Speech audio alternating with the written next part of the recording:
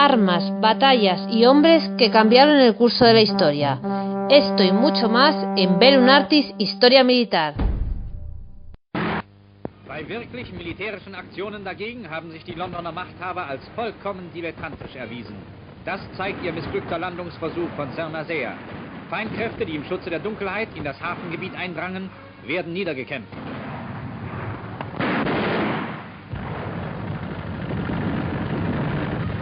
Die Briten, die sich in einigen Schlupfwinkeln festgesetzt haben, werden von Säuberungskommandos herausgeholt.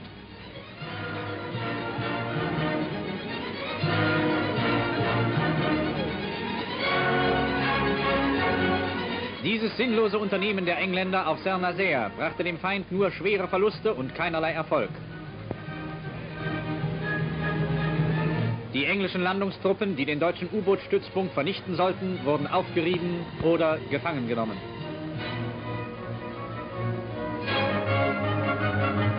Zerstörte englische Schnellboote. Die britische Flotte verlor bei Saint-Nazaire insgesamt... Hola, soy Francisco Lazacampa y esto es Bellum Artis Podcast. Hoy viajamos en una lancha rápida con los comandos británicos al puerto francés de Saint-Nazaire. A los mandos tenemos a David López Cavía, nuestro experto en las tropas de élite británicas en la Segunda Guerra Mundial. ¿Qué tal, David?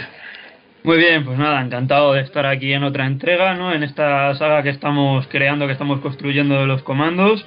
Sí. Y esta vez nos toca una misión tan audaz como casi que diría que raya lo suicida.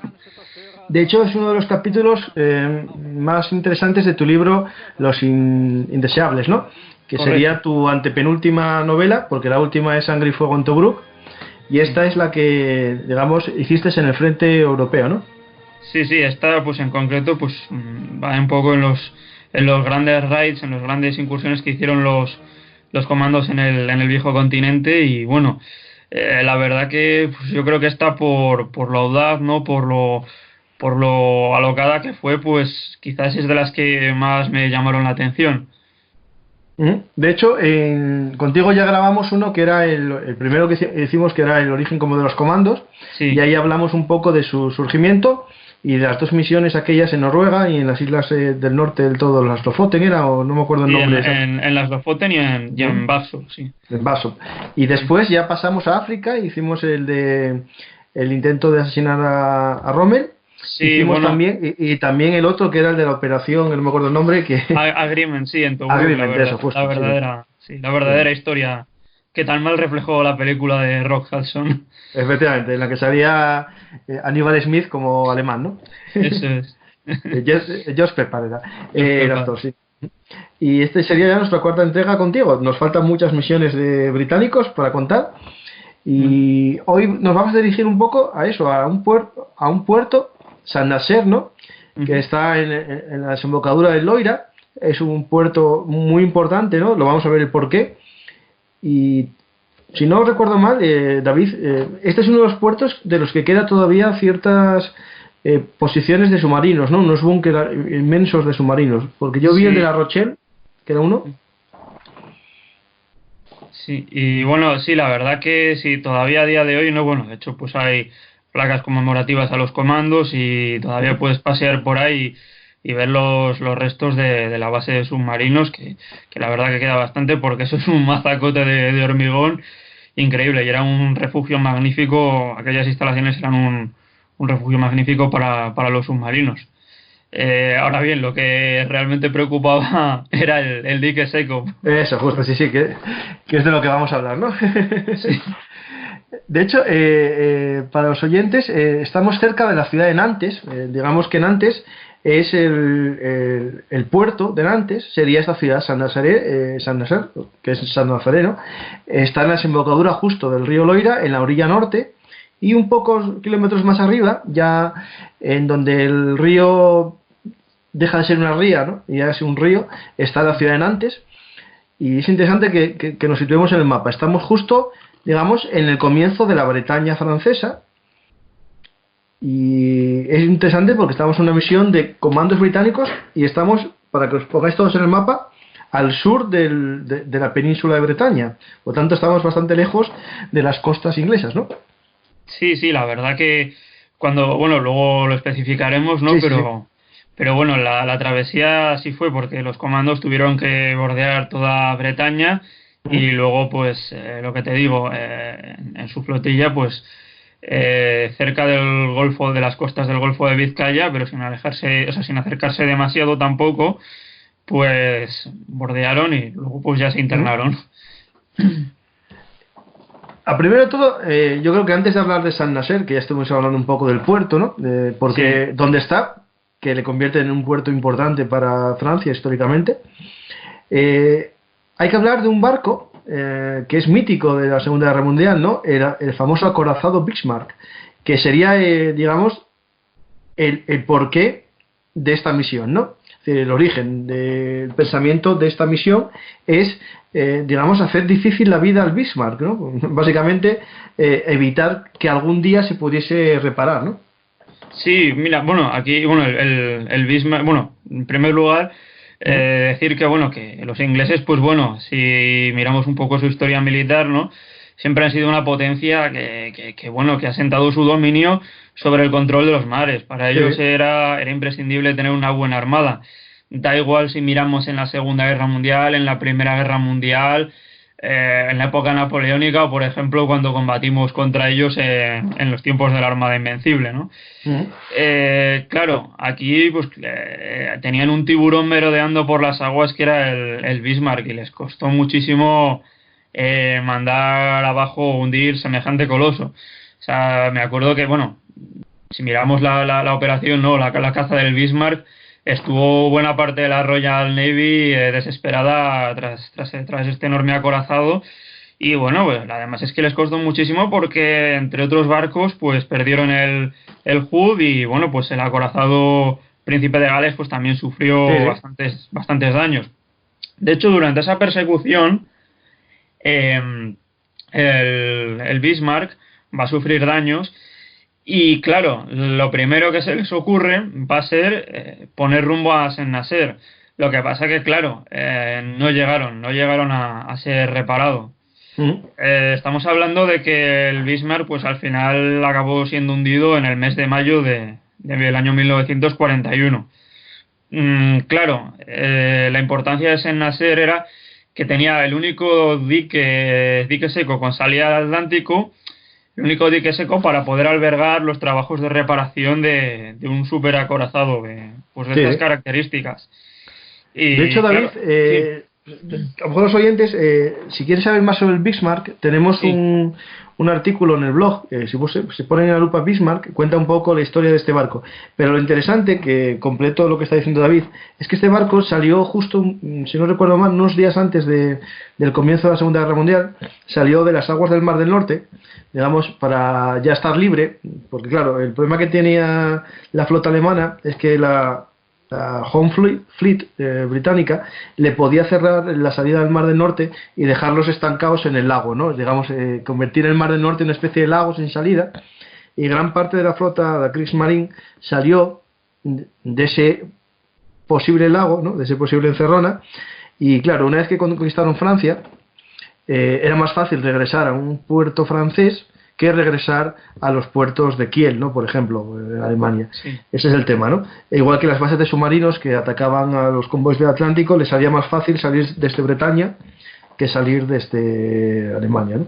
Eso es, como dije anteriormente, tenían una salida directa ya al Atlántico. Entonces, pues claro, sí, digamos que consiguen hundir el Bismarck, pero les costó Dios y ayuda, y la verdad que lo pasaron muy mal. Pero claro, estábamos también en una época en la que Gran Bretaña pues dependía de sus rutas del Atlántico para poder abastecerse, ¿no? De los convoyes que Estados Unidos pues le enviaba con armas, con suministros a través del Atlántico. Entonces, claro, sí, se había acabado la pesadilla del Bismarck, pero quedaba otra amenaza que era su acorazado gemelo, que era el Tirpitz. Entonces, claro, no podían permitirse otro enfrentamiento tan fuerte, ¿no? con otro acorazado tan poderoso, ¿no? Y de algún modo pues tenían que inmovilizarlo, ¿no? Tenían que privarle de una base, ¿no? Y de ahí que Saint-Nazaire pues llamase la atención del alto mando británico, en concreto de operaciones combinadas, ¿no? Y es que, claro, pues en caso de que el Tirpitz se adentrase en el Atlántico, pues claro, Sennaser iba a ser el único puerto donde pues pudiese ser, digamos, pues reparado, donde poder refugiarse. Entonces, con lo cual, pues claro, Sennaser pasaba a convertirse en el gran objetivo de operaciones combinadas y del alto mando británico. Sí. Me imagino que en cuanto a Saint-Nazaire ya tenemos claro que es un objetivo estratégico por ese dique seco, ¿no? Sí, que era un dique seco, me imagino, francés, de un astillero francés que fue ocupado rápidamente por los alemanes, ¿no? No fue construido por ellos, me parece, ¿no? Era un lo que dique francés. De hecho, pues me parece que anteriormente a la guerra, pues ahí habían reparado grandes transatlánticos, incluso, sí, si no me equivoco. Sí. De hecho, está todavía ahí, bueno, se me acuerdan antes, uno de los mayores astilleros, debe ser incluso esa zona del dique, de los mayores astilleros franceses.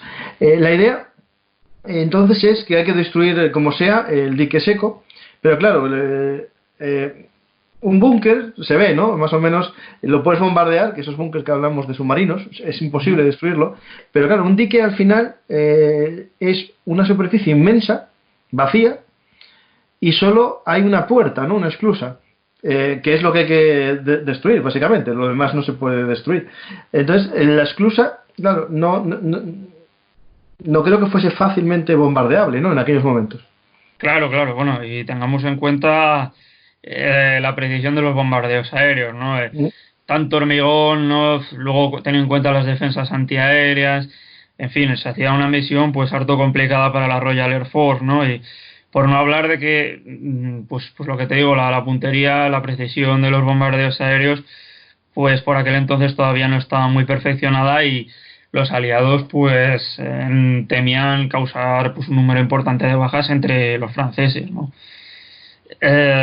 Claro, ¿qué opción? Dime, Francisco. No, me imagino que entre las opciones plausibles, ¿no? Habría otro Dieppe, ¿no? Otro intento de Dieppe, algo así, ¿no? Claro, bueno, esto es previo a Dieppe. Sí, pero bueno, un estilo Dieppe. Sí. Claro, luego otras opciones, ¿no? Lo que dices tú. Vamos a atacar un puerto fuertemente fortificado, ¿no? Pues es que es francamente imposible porque iban a ver venir a la flota y, bueno, pues lo iban a convertir en una carnicería, ¿no? Entonces, por la cantidad de fuerzas navales, de tropas de tierra para asaltar el puerto, pues hacía imposible. Entonces, más opciones que empiezan a barajar. Bueno, y si hablamos con la SOE, con la Ejecutiva de Operaciones Especiales, ¿por qué no utilizamos a estos agentes para sabotear el dique, ¿no? De manera un poco más discreta, que llame menos la atención?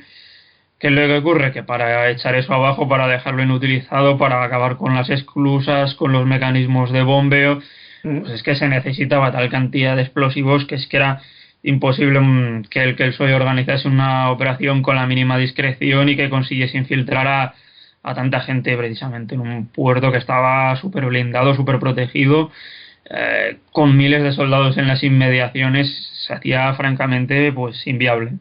Pero me imagino que aquí el personaje que nos falta siempre que hablamos de comandos del Reino Unido es de Churchill, diciendo: yo quiero eso destruido, no quiero que el Tirpitz tenga un dique seco. Ya destruimos el Bismarck y ahora el Tirpitz que no salga al Atlántico, ¿no? Efectivamente, insistiendo, ¿no? Ya sabemos todos que Churchill pues era un comandante, un jefe muy exigente, ¿no? Y claro, pues aquí digamos que les hacía estrujarse el cerebro a los hombres de operaciones combinadas, y por aquel entonces al joven Mountbatten, que era el que mandaba operaciones combinadas, y entonces pues empezaron a tramar ahí, digamos, pues planes, ¿no? Para acabar con el dique seco. Bueno, pues lo primero que se les ocurre es, pues bueno, vamos a utilizar un par de destructores. Uno de ellos que vaya a rebosar de explosivos, que se estrella contra la esclusa, y un segundo que funcione, digamos, que haga las labores de evacuación de los comandos una vez pues hayan empotrado el buque y hayan arrasado las instalaciones portuarias. Pero claro, perder los destructores, digamos, en semejante ataque, ¿no? Pues era algo que al alto mando británico, ¿no? Que ni se le pasaba por la cabeza. Y bueno, pues entonces se optó por utilizar única y exclusivamente un único destructor, mientras los aviones de la Royal Air Force pues llevaban a cabo operaciones de bombardeo y de distracción, ¿no? Bueno, pues en principio dicen, bueno, pues vamos a buscar un barco, ¿no?, que nos sirva un poco de caballo de Troya para colarlo en Saint-Nazaire, ¿no? Y empiezan a rebuscar, ¿no? Hay un poco entre toda la armada que tienen. Sí. Y en primer lugar, pues se les ocurre recurrir a un viejo barco de los franceses, que era el destructor Uragan. Bueno, claro, lógico, dirán, bueno, algo que no sirva, pues algo francés. Pero bueno, pero claro, sí, vamos a coger un buque francés, pero con lo difícil que es negociar y que es dialogar con alguien como Charles de Gaulle, pues va a ser que no, mejor nos ahorramos tratar con de Gaulle, que es un hombre bastante difícil, bastante complicado, y vamos a recurrir a un destructor británico viejo. Y bueno, pues al final acabaron seleccionando el viejo destructor HMS Campbelltown. Estaba viendo de qué año es. Este era de los que era americano antes, ¿no? Era de la Primera Guerra Mundial americano, si no recuerdo mal, ¿no? Sí. Bueno, era el USS, lo estoy buscando porque me sonaba a mí, Buchanan. Sí. Bueno, sí, esto lo construyeron en la Primera Guerra Mundial, lo votaron en 1919, y bueno, es un poco curioso, ¿no? Porque este destructor formaba parte de un programa más amplio de préstamo y arriendo que pues mantenían entre Estados Unidos y el Reino Unido. ¿Qué hacía Estados Unidos? Le prestaba destructores a los británicos a cambio de que los británicos le dejasen pues utilizar sus puertos como base para sus buques de guerra. Sí. Inicialmente, pues bueno, este viejo buque pues lo acabó encuadrado en la marina holandesa, y bueno, ya en 1941 pues vuelve al servicio en la Marina Real Británica. Y bueno, pues digamos que no tenía un mal palmarés, digamos, porque había logrado hundir un submarino y también había participado en el derribo de un avión enemigo. O sea que, pues digamos que mal que bien se le había sacado cierto partido, ¿no? Pero me imagino, una cosa, la holandesa debió ser en esa holandesa que se creó cuando perdieron Holanda, me imagino, sí, ¿no? Sí. Sí. Y bueno, lo que pasa es que, claro, ocurre que tú con un destructor como el Campbelltown, pues no te puedes colar ahí directamente en un puerto alemán, no puedes entrar así por las bravas, porque te van a detectar entonces a las primeras de cambio, ¿no? Entonces lo que hay que hacer es, no vamos a camuflarlo, vamos a darle una apariencia de buque alemán, ¿no? Para que pareciera un destructor de la clase Mowe, que se escribe, digamos, pues lo que hicieron fue recortar 2 de las 4 chimeneas y pues luego también alargar el castillo de proa. ¿Qué más hicieron? Pues claro, como el acceso al puerto de Saint-Nazaire era complicado, digamos que también lo aligeraron en la medida de lo posible de carga, y para proteger a los comandos que van en su interior, pues instalaron, digamos, planchas blindadas, planchas de acero, y también pues añadieron esterillas de protección en el puente, ¿no? Esos fueron un poco los trabajos de modificación para hacer creer a los alemanes de que se trataba de un barco suyo. Sí, y bueno, ya es que, una cocina, los oyentes, este barco, los Mowe eran torpedero, ¿no? No era un barco en sí tipo un destructor, sino más bien un barco más rápido, el alemán, ¿no? Una especie de barco torpedero con pocos cañones. Sí. Bueno, luego pues también, perdón, luego también ya pues la guinda evidentemente era pues enarbolar la bandera de la Kriegsmarine alemana, obviamente. Eso en teoría es un acto de fusilables, ¿eh? Eso ya directamente de fusilados todos. Desde luego, de falsa bandera ahí. Y bueno, pues obviamente el Campbelltown no iba a ir solo, ¿no? Digamos que con él pues iba a ir una flotilla de lanchas de escolta. Ocurre que estas lanchas, pues claro, el problema que tenía era que eran muy endebles, que eran de madera, y como no había el espacio suficiente, que es lo que ocurre, los recipientes de combustible iban sobre la cubierta, con lo cual, si mal no recuerdo, creo que en Indeseables me refería yo un poco a estas embarcaciones como cajas de cerillas flotantes, porque a la mínima pues podían arder. Aquí también lo que se hizo, volviendo un poco al Campbelltown, también se modificó su armamento en el destructor Campbelltown. retiraron el cañón de 101 milímetros y le pusieron uno de 76 milímetros. Y luego, por otra parte, el armamento fundamental que iban a utilizar en el asalto al puerto para responder al fuego alemán, pues eran los cañones Oerlikon de 20 milímetros, que tenían una tasa de disparo muy elevada. Lo que pasa que, claro, tú si estás disparando contra fortificaciones alemanas, eso no tiene un poder de perforación tan fuerte como el que pueda tener un cañón al uso, ¿no? Y bueno, pues ahora también voy a volver, perdón por el desorden, pero voy a volver otra vez con las lanchas de madera, que eran del tipo Fairmail B. Estas lanchas de madera, que decía anteriormente, pues se utilizaban en labores de patrulla y también en misiones antisubmarino. Pues por dar un poco las dimensiones, tenían 34,13 de largo por 5,94 de ancho. Y bueno, pues aquí se hicieron también modificaciones en el armamento. Lo que hicieron fue retirar los cañones de 76 milímetros nuevamente para poner estas ametralladoras Oerlikon de 20 milímetros, que también además lo bueno que tenían estas ametralladoras, bueno, estos cañones Oerlikon, era que también se podían utilizar como cañón antiaéreo.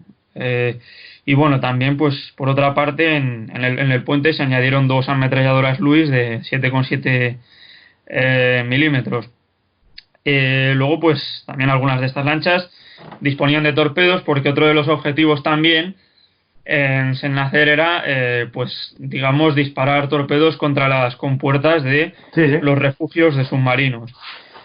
Y bueno, pues también algunas de estas lanchas, pues 4 de ellas disponían de cañones de 47 milímetros. Y o sea que básicamente estos serían las lanchas rápidas que irían escoltando al Capleton, ¿no? Sí, y también llevando a comandos de un sitio para otro. Eso es. Y bueno, luego hay dos distintas, ¿no? Una de ellas es la MGB 314, bueno, Motor Gun Boat, o sea, digamos que estamos hablando de una cañonera, y pues aquí el armamento era distinto, tenía un cañón de 40 milímetros y luego dos ametralladoras dobles de 12,7 milímetros.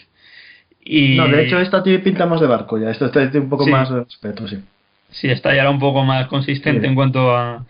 Y luego pues finalmente pues se optó por incorporar una torpedera, la MTB-74, y esta pues bueno, el problema que tenía era que no te podía mantener una velocidad medianamente estable, medianamente normal, con lo cual pues durante la mayor parte del trayecto tuvieron que remolcarla. Esa es un poco la armada que tenían los británicos para esta misión que rayaba lo suicida. Sí. Pues esta viendo la foto de la torpedera, aparenta ser más rápida que las otras, ¿eh? Sí, la torpedera, espera, tengo por aquí la velocidad, es capaz de alcanzar, digamos, unos 26 nudos. 26 nudos. Las demás lanchas, por ejemplo, digamos, eran capaces pues de navegar a una velocidad de 20 nudos, las Fairmail B. A lo mejor el caso de esta, por el tamaño que tiene, puede ser que la arrastraron por la autonomía, a lo mejor. Tiene pinta de ser de menos... ¿cómo se dice esto? Alcance. Pues el tamaño que tiene. Bueno, luego explicaré la formación que lleva esta armada, ¿no? Cuando nos vayamos acercando al puerto con los comandos. Pero la MGB, por ejemplo, esta lancha lo que hizo fue encabezar la formación por delante del Campbell. No, porque es más rápido, es que es más rápida esta. Lo que pasa yo creo que la arrastraron para que no gastase el combustible, porque tiene pinta de menor autonomía. Bueno, la que iba delante era la MGB, la cañonera. La que dejaron detrás era la MTB, que esta es lo que tenía que hacer era torpedear las compuertas de los refugios de submarinos. No, pero la MGB iba abriendo camino, la cañonera. David, y oyentes, entró en la Wikipedia y te doy razón, la arrastraron por eso, porque, por ejemplo, la familia Fairmail B tiene autonomía de 1500 millas. Sí. Y la C, la cañonera, sí. La lancha torpedera Buster, sí. Tiene... No lo pone. Pero tiene que tener menos por el tamaño que tiene de lancha, es más pequeña, eso tiene que tener menos alcance. Yo creo que fue por eso. Y bueno, pues, si te parece, pues vamos Sí, un sí, poco. no, esto era solo una página mental ahí para hablar de algo un poco. Ah, vale. Sí, sí, sí. Ya tenemos un poco la flota, ¿no? Que sería Sí, ese brulote. Yo lo veo, más que barco de transporte, lo voy a considerar un brulote porque es lo que va a hacer. Lo vamos a sí, contar para que lo quieren, ¿no? sí. Y si la gente sabe de historia naval, los brulotes eran barcos que solo tenían un propósito, que era Estrellas. a estrellarse. Y es lo que vamos a ver. Y dentro de ellos, ¿quién iba? Básicamente tenemos un grupo de comandos, Sí. pero vamos a hablar antes del grupo de comandos. Yo creo que contra quién se enfrentan, ¿no? Básicamente tenemos a una flotilla, no muy Sí, fuerte, ¿no? Con unos sí. hombres, que vamos a hablar de ellos después, pero ¿quién están en el puerto de San Nacer? Es decir, ¿a Bueno, quién nos encontramos ahí? pues yo siempre, es una expresión que igual que he repetido hasta la saciedad, ¿no? Pero yo creo que nunca mejor dicho, pero es que literalmente los comandos se están metiendo en la boca del lobo en esta operación. Estamos hablando, pues, de que los alemanes habían sacado mucho partido de los puertos franceses y habían construido, pues, refugios muy sólidos, especialmente en Saint-Nazaire, donde pues disponían de, digamos, de guaridas de cemento para sus temidos U-boat, ¿no? Ujú. Entonces, claro, adentrarse en Saint-Nazaire era un suicidio, porque es que ya a la entrada del puerto había cañones franceses de 194 milímetros a los lados. Más luego toda la artillería que instalaron los alemanes, que ahí encontramos pues una amalgama de cañones que nos podemos perder de la cantidad de calibres que tenían, ¿no? En cuanto a la artillería de costa, pues por ir un poco nombrándola, la unidad que estaba al cargo era el 280 Batallón de Artillería Naval, disponía de unas 28 piezas, y aquí tenían desde los temibles cañones de 280 milímetros que iban montados sobre raíles hasta piezas de 75 milímetros. Por precisar, otras piezas que también tenían eran baterías de costa de 4 cañones de 170 milímetros, otra Ujú. batería de costa de 4 cañones de 150, y bueno, eso era un poco así, digamos, las baterías que tenían. Y luego ya los cañones de menor calibre, que estamos hablando de 43 cañones, eran responsabilidad de la 22 Brigada Flak o la 22 Brigada Antiaérea. Y aquí, pues lo que tenían entre estos 43 cañones eran piezas de 20 milímetros, de 40 milímetros y unos poquitos cañones también de 37 milímetros. Vamos, que Ujú. le podían hacer picadillo a esta endeble flota si era descubierta. O sea que tenemos por un lado baterías que dependen de la Kriegsmarine, ¿no? Esta es artillería naval, y estas de la Luftwaffe, ¿no? Es decir, son baterías Sí, antiaéreas, por tanto, de la Luftwaffe.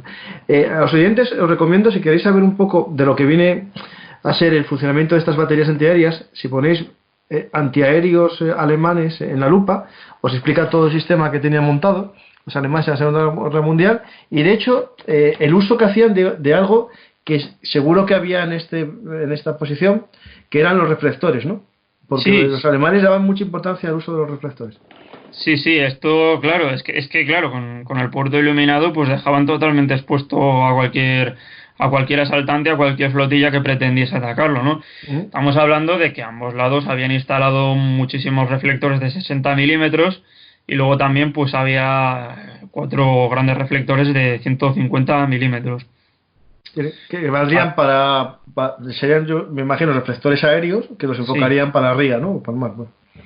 Y bueno, pues luego a todo esto, pues lo que había que añadir ya no solo pues todo el arsenal de cañones que tenían y la multitud de reflectores que habían colocado, esto también había que añadir pues las compañías de guardia equipadas con armamento ligero en el puerto, mientras que por otra parte, pues digamos de lo que era más el trabajo portuario, pues aquí esto se ocupaban 2 compañías de la organización TOD.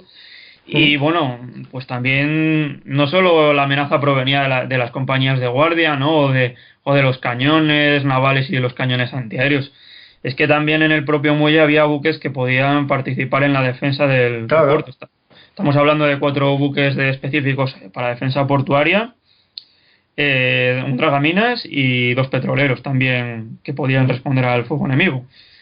Y bueno, pues a todo esto había que añadir, claro que en Saint-Nazaire y en las inmediaciones había unos alrededor de 5.000 hombres, eran tropas de la 333 División, que si bien es verdad que no era una unidad de élite, pues porque eran, digamos que tenían personal un poco como de segunda clase, sí que tenía un buen arsenal a su disposición.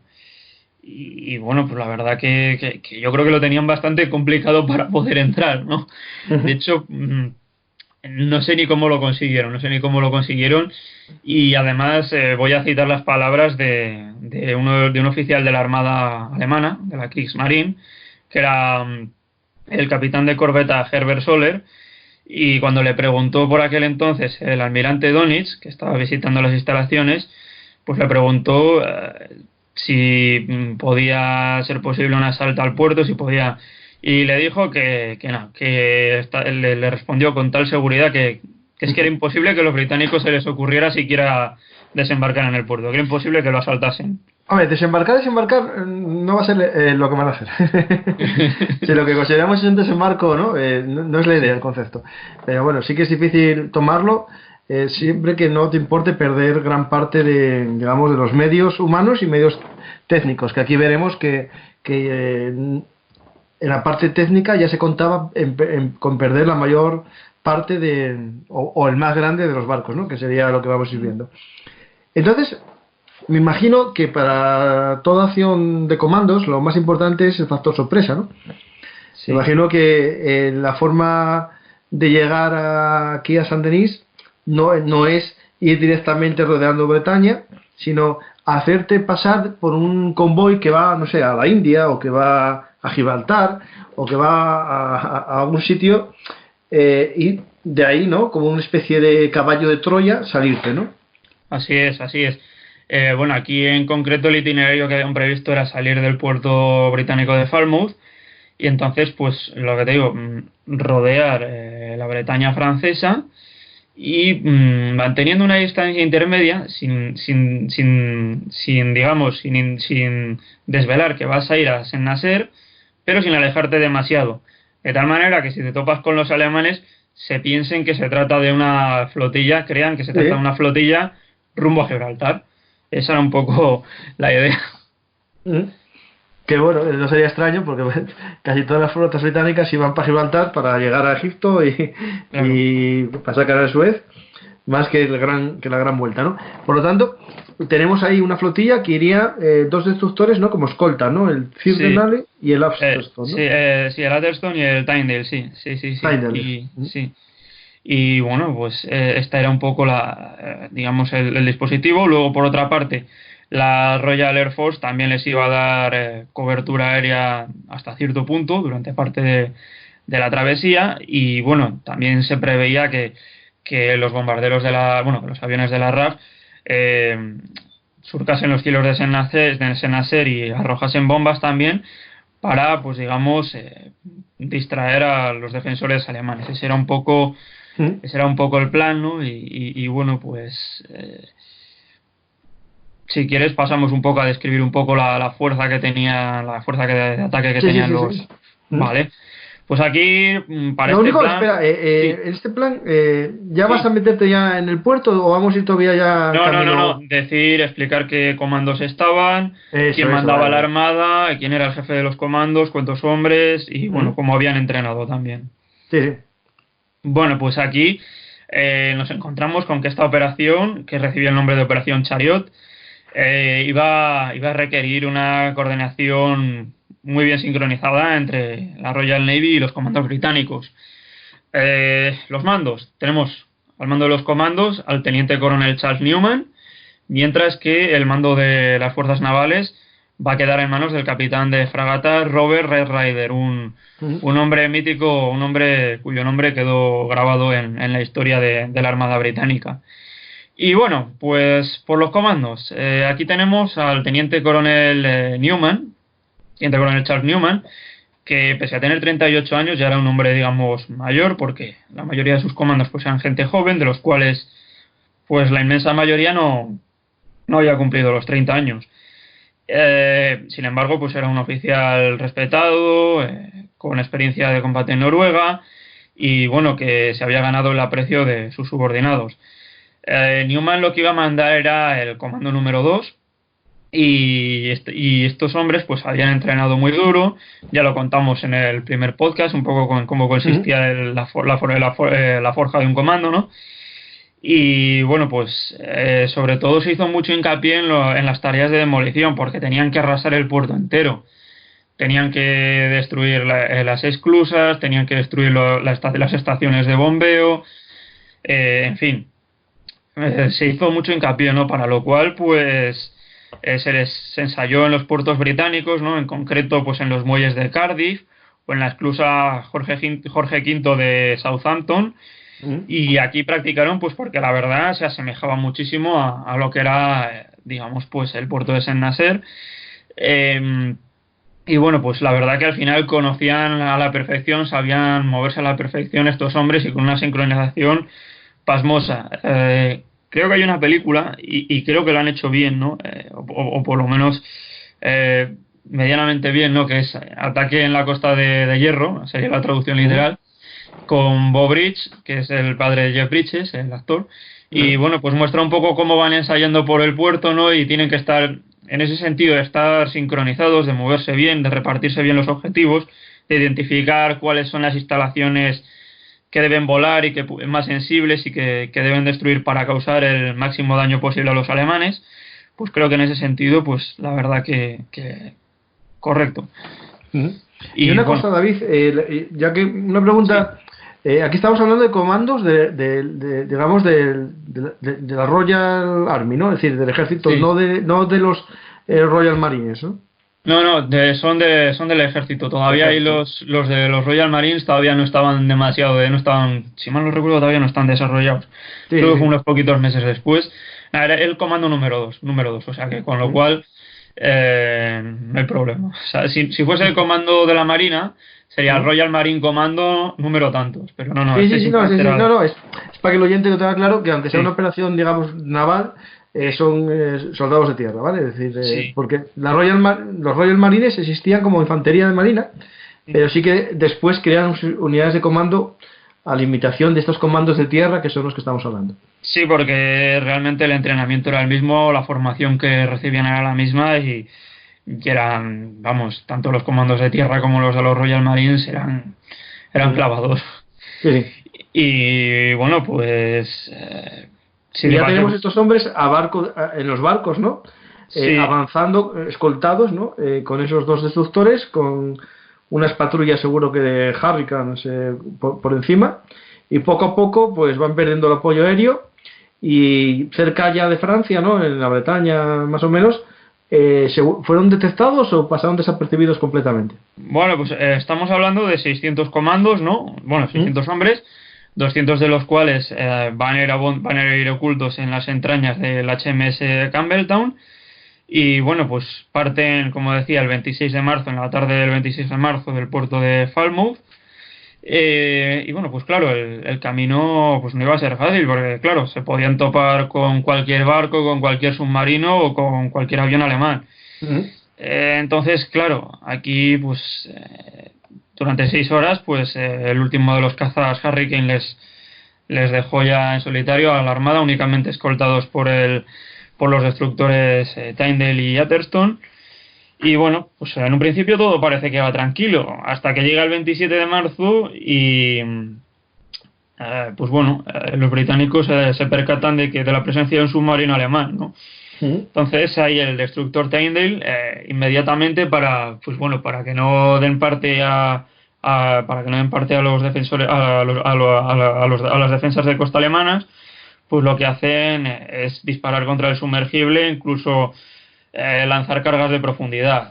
Aunque sí que alcanzaron al submarino, el sumergible alemán pues se las arregló para escapar del entuerto, digamos, y el Tyndale y el Atherstone salieron en su busca, pero tras peinar la zona pues no consiguieron dar con el submarino.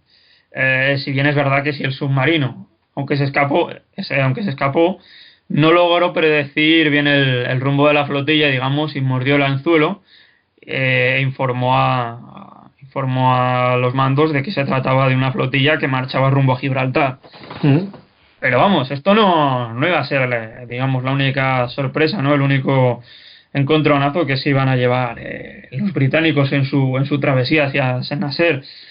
Estamos hablando de que se toparon pues también con una flotilla de barcos pesqueros.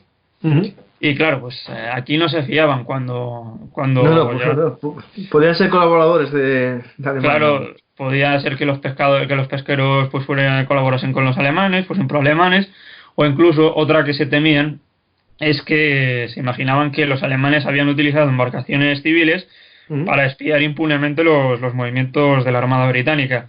Con lo cual no se la quisieron jugar. ¿Qué hicieron? Desalojaron los pesqueros, embarcaron a la tripulación de los pesqueros y pues para que los alemanes no encontrasen los barcos abandonados y sospechasen, pues mandaron a pique la flotilla pesquera. Y bueno, pues luego... Ya cuando se preguntasen que no llegó nadie, ya pasaron ya el raid, ¿no? La verdad que sí, ¿no? Y a estos pesqueros, pues bueno, a estos franceses los metieron en una lancha, en la ML 341. Perdón, me he liado con esto de las lanchas. Digamos que los metieron, los subieron a bordo y simplemente pues nada, los pusieron a salvo. Sí, me imagino que los llevarían en los dos destructores nosotros, porque nosotros no irían para el raid. Sí. Es que me he equivocado porque sí que es verdad que una lancha presentó problemas mecánicos y bueno, pues sus equipos los tuvieron la ML 341. Durante el trayecto sufrió problemas mecánicos, tuvo que volver a Inglaterra y su equipo pues tuvo que ser embarcado en la 446, en la ML 446. Bueno, pues David, a lo mejor metieron ahí a los franceses, ¿eh? Pues probablemente, claro, oye. Ahora que vayan para Inglaterra. Sí. Ya tenemos más soldados para el ejército de la Francia Libre. Sí. Nada, y bueno, pues aquí ya llega un momento, ¿no? Que claro, que el destructor Tyndall y el Atherstone ya no pueden seguir escoltando a la flotilla, ¿no? Y con lo cual, al llegar las 20 horas del 27 de marzo, pues ya dan media vuelta y dejan en solitario digamos, a la fuerza de asalto, ¿no? Estamos ya entrando en una fase especialmente peligrosa, que es la fase de aproximación al puerto. ¿Por qué? Porque había una estación de radar próxima, porque también digamos, la zona de navegación, la entrada al puerto era complicada porque había muchos fangales, había muchos bancos de arena y luego pues el hecho de no ser detectados, ¿no? por los alemanes.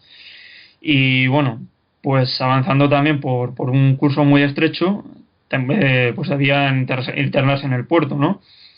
Afortunadamente navegaron bien y las señales luminosas del submarino Sturgeon pues les indicaron cuál era el camino que debían seguir, ¿no? Y que habían llegado al punto correcto hacia las 22 horas. No, ese submarino estaba muy seguro. Sí. Digo, para poner las luces, o sea, porque ese submarino Sturgeon ¿era francés o alemán? ¿Era inglés o alemán? Británico, o sea, digo, porque tenía que estar muy seguro para encender las luces, salvo que fuesen luces traseras. ¿Me entiendes, no? Porque, o sea, sí. Y bueno, pues ahora vamos a ir remontando hacia el puerto. Y bueno, pues aquella noche la Royal Air Force pues intentó bombardear, pero los cielos estaban tan cubiertos que hizo las operaciones de bombardeo pues prácticamente imposibles, con lo cual se limitaron a volar en círculos, a arrojar alguna que otra bomba de manera muy intermitente, de manera muy irregular, cosa que no respondía a un bombardeo convencional y que empezó a, digamos, por decirlo de alguna manera un poco coloquial, a mosquear a los alemanes, ¿no? Y bueno, pues mientras esto ocurría, la flota de asalto pues se iba aproximando hacia Saint-Nazaire y por suerte pues pasaron cerca de la estación de Le Croisic, que bueno, pasaron inadvertidos, sin ser detectados, y pues la verdad que entraban ahora a través de un canal muy estrecho, ¿no? de una zona muy peligrosa, porque la profundidad era escasa, porque lo que te decía antes, había bancos y de arena y fangales, y se vivieron dos momentos muy duros porque El buque llegó a tocar fondo, llegó a rozar la tierra hasta en 2 ocasiones. De hecho, los comandos que iban a bordo del Campbelltown se estremecieron cuando sintieron ahí el chirrido y las vibraciones, ¿no?, del barco al rozar hasta en 2 ocasiones la superficie terrestre, ¿no? Imaginemos que llega a quedar embarrancado, que llega a quedar atascado el Campbelltown, ¿no?, que llega a quedar encallado. Eso, en cuanto se hiciese la luz del día, se convierte en un blanco perfecto para los alemanes y lo echan abajo a cañonazos rápidamente. Uh-huh. Y bueno, pues luego, digamos que afortunadamente pues consiguieron continuar, ¿no?, remontando el Loira, y ya finalmente sobre las 01:15 horas de la madrugada los avistan en el puesto de Saint-Marc, ¿no? El vigía da constancia, notifica que avanza una flotilla, aunque bueno, los mandos en los primeros minutos como que no le hicieron, digamos, demasiado caso, ¿no? Sí que es verdad que advirtieron que esa noche no esperaban que ningún buque llegase a la base, ¿no? Pero claro, ya esto empieza a mosquear, ¿no? O digamos que empieza a preocupar al capitán Mecke, que era el oficial de artillería alemán, y este hombre pues da la alerta de desembarco, y ya los alemanes, pues claro, raudos y veloces, acuden a tomar posiciones, ponen los cañones a punto, se encienden los reflectores, toda la flotilla queda al descubierto, perfectamente iluminada. Y al principio, pues claro, los alemanes, ¿no?, a través con sus focos iluminando claramente el Campbelltown y las lanchas, pues ven que el buque pues parece un destructor de la clase Mowe. Y también pues o sea que el disfraz valió. Sí. De hecho, pues ven ondear también la bandera de la Kriegsmarine, y bueno, pues empiezan a intercambiar señales luminosas, ¿no? Los ingleses, mediante señales luminosas, les dicen que llevan buques dañados, ¿no? Esa va a ser, digamos, su engaño, su estratagema para poder llegar hasta el puerto. De hecho, consultando un libro, era Comandos y Raids, de Pera Romanillos, decía que los británicos lograron el código de señales luminosas alemanas gracias a la multitud de documentos que robaron en la incursión de Noruega, a la incursión a la isla de Vaso, ¿no? Y bueno, pues dice, entre otras cosas, ¿no?, que estos códigos, que este intercambio de señales luminosas fue posible gracias a la incursión previa, de que fue la operación Archery. Y bueno, pues continuaron. Una cosina a los oyentes antes de empezar un poco con el enlace y con el ataque ya justamente. Voy a intentar poneros un plano, un mapa, mejor dicho, del puerto, para que os enteréis un poquitín. Es un puerto, un poco difícil de explicar porque no es el típico puerto en un golfo, sino es más bien, ¿cómo explicarlo? Una especie de puerto, es bastante artificial el puerto. Lo que es el puerto en sí es rectangular, tiene dos accesos, que es el nuevo y el viejo. Sí. El nuevo está enfilado, digamos, dirección oeste-este, pero el viejo, que sería el que atacan ellos, porque está justo, digamos, enfilado hacia la base de submarinos, está justo al lado del dique, digamos, del dique seco.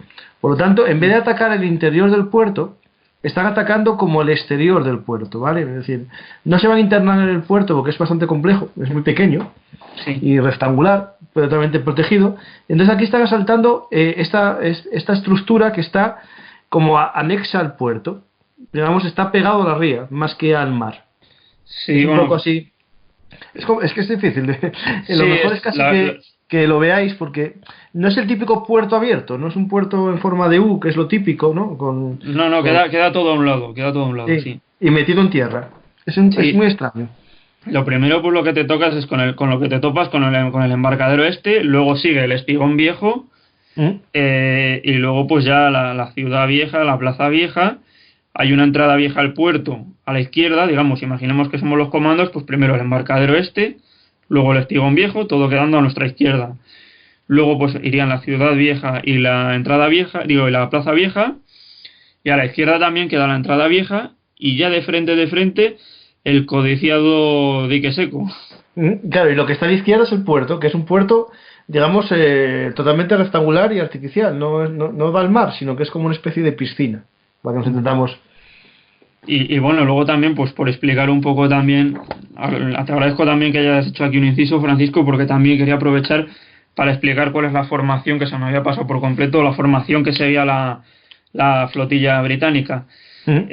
Vale, vamos a tener en primer lugar la cañonera, la MGB 314, luego van a ir dos lanchas, dos torpederas, a continuación el destructor Campbelltown, tras él dos columnas, una a estribor y otra a babor, con 6 lanchas cada una y finalmente dos torpederas, dos torpederas avanzando en fila. Ujú. Esa es un poco la formación que va a seguir la flotilla británica pues cuando ataque, ¿no? Y pues bueno, pues retomando un poco por dónde íbamos,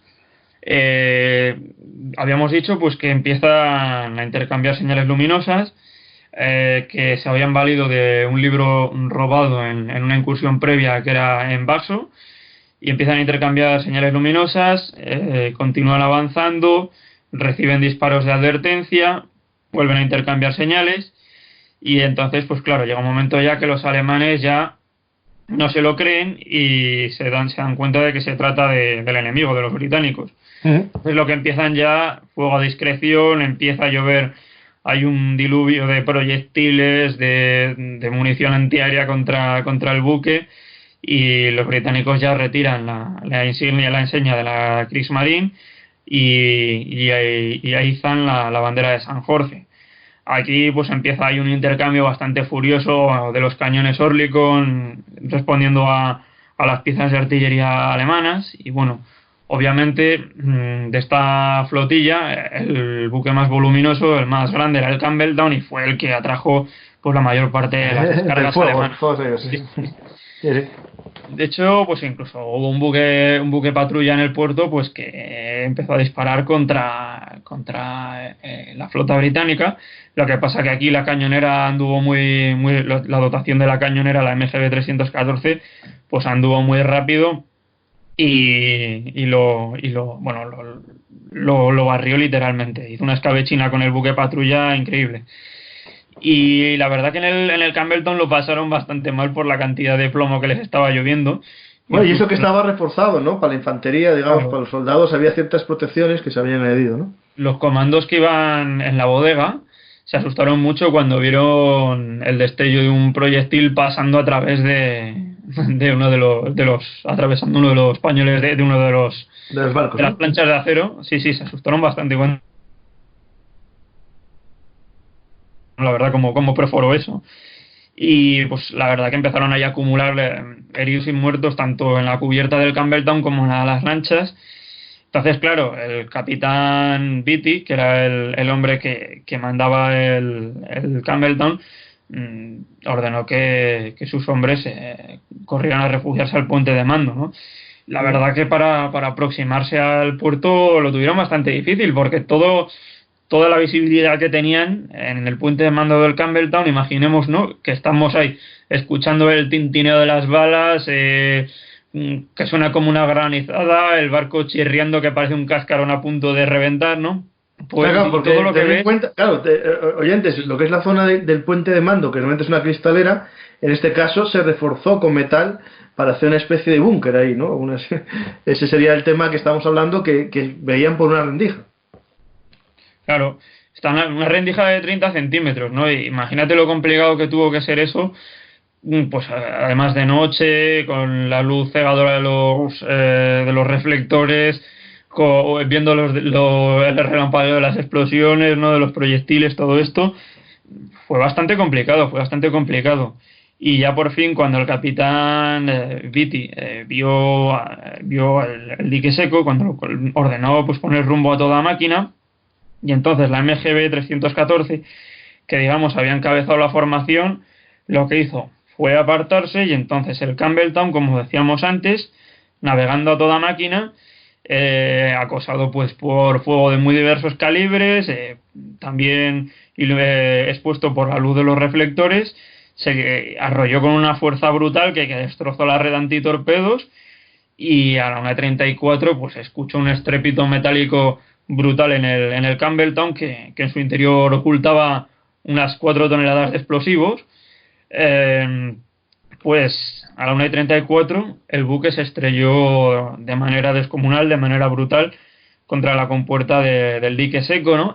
Y digamos que fruto de esa maniobra de colisión, pues el casco del buque, digamos, quedó apuntando ligeramente hacia arriba. Ya pues habían conseguido un impacto perfecto y habían logrado, pues, su objetivo, habían logrado estrellar el buque. Ahora la misión pasaba a otra fase. Ahora los comandos eran los que tenían que destrozar el puerto entero. Ahora tenemos el barco aparcado. Sí. Ya hablaremos qué pasa después, pero ahora el barco está aparcado en su sitio, ¿no? Justo en la esclusa. Sí. Pues mira, Francisco, ahora vamos a entrar en la fase de asalto. Entonces, son muchísimos los grupos de comandos, porque dentro de cada lancha, claro, cada equipo, había varios equipos incluso en una misma lancha, y cada equipo tenía un propósito específico, ¿no? Unos labores de demolición, otros de cobertura, en fin. Entonces, claro, vamos a articularlo en 3 grandes grupos. Uno que es el grupo de desembarco en el espigón viejo, que es lo que primero queda a mano izquierda. El segundo lugar a mano izquierda sería el segundo grupo, que sería el de la entrada vieja, y el tercer grupo sería el grupo de unos 200 comandos que van a bordo del Campbelltown. Eso es un poco la manera de estructurar un poco la operación de sabotaje al puerto, ¿no? Bueno, pues vamos a ir con la columna de estribor. Estos hombres lo que tenían que ir, estas 6 lanchas de estribor, lo que tenían que ir era la entrada vieja, ¿no? En primer lugar teníamos a la ML-192. Bueno, esto, la verdad que fue bastante caótico el papel de las lanchas aquí en Saint-Nazaire. Aquí lo que ocurrió que incluso la ML-192, antes de que el Campbelltown se estrellase, pues recibió un impacto de un proyectil y bueno, pues el barco perdió el rumbo, perdió la dirección y acabó estrellándose contra el espigón oriental. Claro, aquí ocurre que desembarcar un espigón, pues fíjate, es imposible, ¿no? A pesar de que ordenaron la lancha y bueno, esto fue un desastre porque tuvieron que abandonar el barco, los hombres salir en botes y al final acabaron desaparecidos, todo menos 5, ¿no? Uno de los pocos hombres que consiguió desembarcar fue el capitán Michael Bourne y bueno, al llegar a las torres antiaéreas se encontró que estaban desiertas. Detrás de esta ML-192 van la 262 y la 267. Aquí lo que ocurre que terminaron al otro lado de la entrada vieja, o sea, se habían pasado los puntos de desembarco. Esto se lo advirtió, de este error se dio cuenta la ML-268, que vio cómo se pasaban que iba detrás de estas dos, vio cómo se pasaban, digamos, de frenada o que sobrepasaban la zona de desembarco. Pero claro, la ML-268 recibió pues tal cantidad de descargas que acabó envuelta en llamas y bueno, aquí fue una carnicería porque en esta lancha solo escaparon 2 hombres. La siguiente lancha, que sería, digamos, la quinta lancha, la ML-156. Aquí, una vez más, la intentaron acribillar a la lancha mientras se dirigía a la entrada vieja. No lo consiguió. Aquí fue desastroso también porque el teniente Fenton, que era el que la mandaba, y el subteniente Making, que era su segundo, pues acabaron heridos y bueno, pues la lancha al final quedó dañado el timón y también uno de los motores. Al final, claro, con el timón dañado, pues tuvieron que hacerse cargo de la embarcación de manera manual y con un único motor, pues retirarse, ¿no? Y por último, pues bueno, la ML-177, que es la última de la columna de estribor, digamos, que aquí avanzó a través de un infierno porque era la última y ya pues veía las embarcaciones en llamas, veía el combustible ardiendo pues sobre las aguas y bueno, pues también aquí se pasaron ligeramente la entrada vieja, Lo que pasa que lograron rectificar y desembarcar a los comandos del sargento Haynes. Estos hombres, pues lo que hicieron, la misión que tenían era acabar con los cañones que había situados entre el espigón viejo y la entrada vieja. Haynes, pues bueno, se encontró con los comandos, tenía que encontrarse con los comandos del capitán Hopper, pero claro, recordemos que la ML-156 pues había quedado tocada, que había caído solo un motor operativo y que el timón pues tenía que ir navegando manualmente, con lo cual se retiró y el sargento Haynes pues no pudo encontrarse con los comandos del capitán Hopper.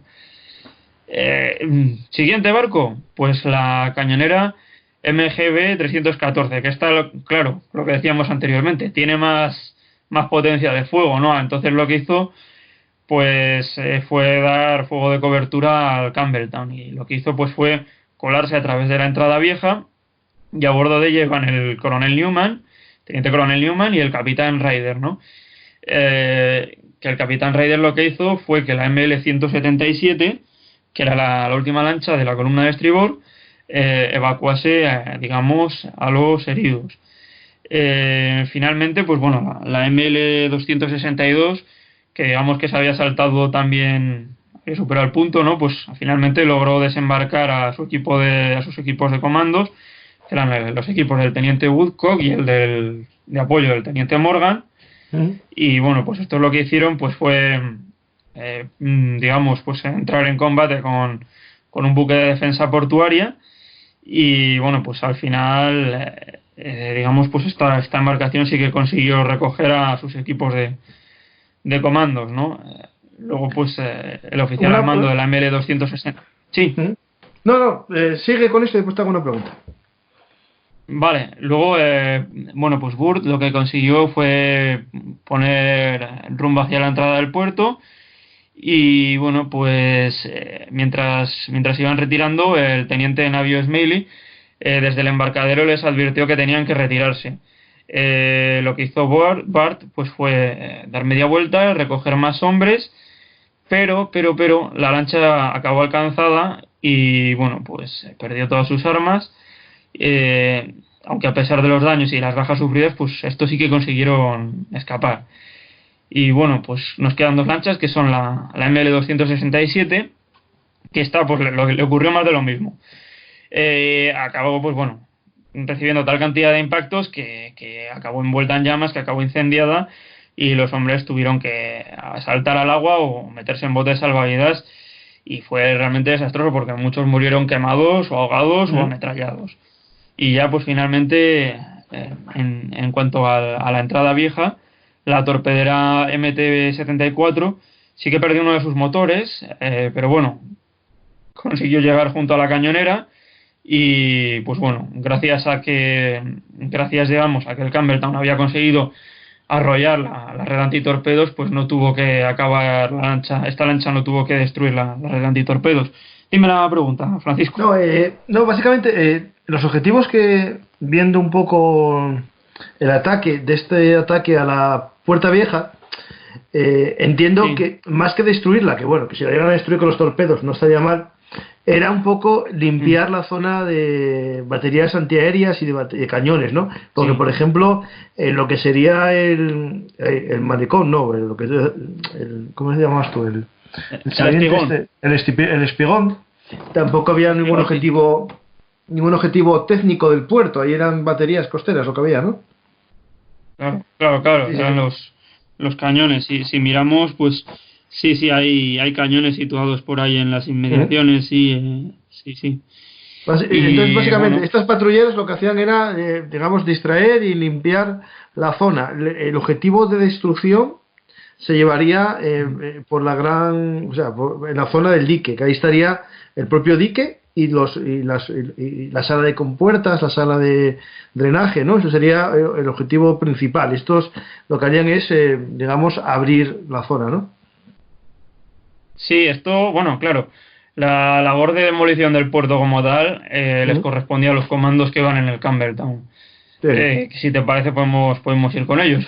Sí, pero bueno, que los oyentes entiendan que el puerto en sí no lo atacan el dique, porque el puerto Sí. Es que no se puede destruir porque, salvo las esclusas estas que estamos hablando, ¿no? Porque es un dique. Sí.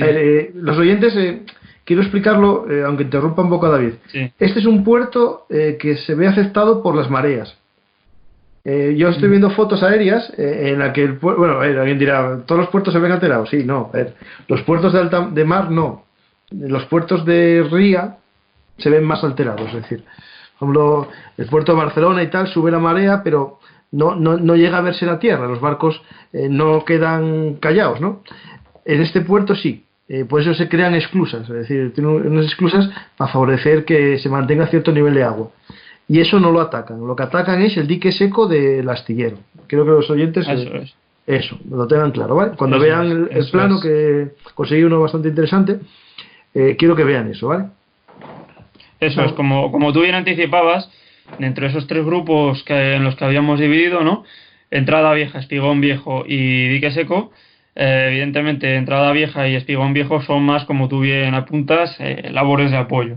El grueso del objetivo, el grueso de los trabajos de demolición en el dique seco, pues va a corresponder a los comandos del Campbelltown, que bueno, pues que ya se han repuesto del impacto, que están ahora mismo pues recibiendo descargas de piezas de muy diversos calibres. Y entonces, pues bueno, ante lo apremiante de la situación, ahí tenemos al mayor Bill Copeland, que era el segundo al mando del teniente coronel Newman, dio la orden de abandonar el buque. Los comandos, pues rápidamente saltan a tierra, empiezan a luchar a través de los sacos terreros, dejan fuera de combate los cañones más próximos, y claro, pues el siguiente paso va a ser abrirse camino a través de los muelles y llegar hasta la entrada vieja para asegurarla. De esta manera lo que buscan un poco es asegurar el punto de evacuación para los demás comandos que se van a ir ocupando de los trabajos de demolición. Ahora vamos a ir con los grupos de demolición. Estamos hablando, pues, por ejemplo, del grupo del teniente Chant, que se tenían que encargar de la destrucción de la estación de bombeo. ¿Por qué era importante destruir la estación de bombeo? Porque la estación de bombeo lo que hace es, en el dique seco, controlar el nivel de agua. Entonces tenían que destruir todos los mecanismos, ¿no? Las bombas de succión, en fin, todo esto. Los engranajes. Estamos hablando además de que los equipos de demolición iban muy cargados de peso. Llevaban hasta 27 kilos. Los expertos en explosivos, los especialistas en explosivos, llevaban hasta 27 kilos de explosivo sobre sus espaldas. Esto lo explicaba muy bien un documental que hay del National Geographic.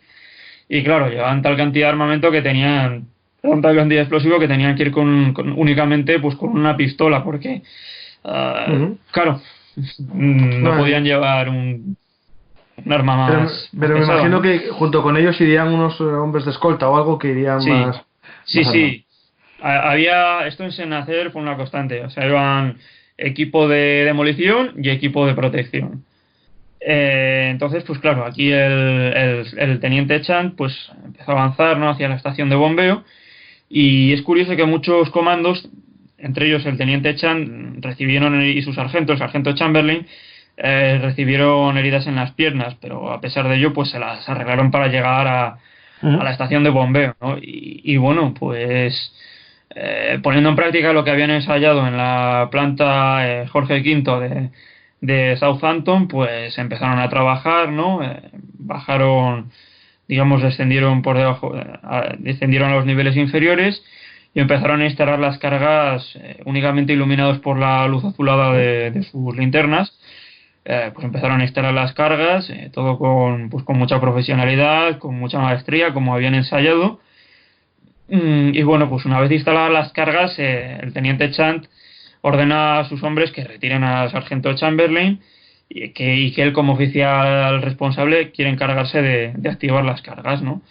Entonces, pues bueno, Chant lo que hace es activa las cargas, logra escapar de la estación de bombeo, y entonces, bueno, pues la estación de bombeo salta por los aires, se produce una explosión brutal de 68 kilos de explosivo que hace elevarse, bueno, la estación de bombeo, un montón de escombros, ¿no? Una bola de fuego ahí enorme.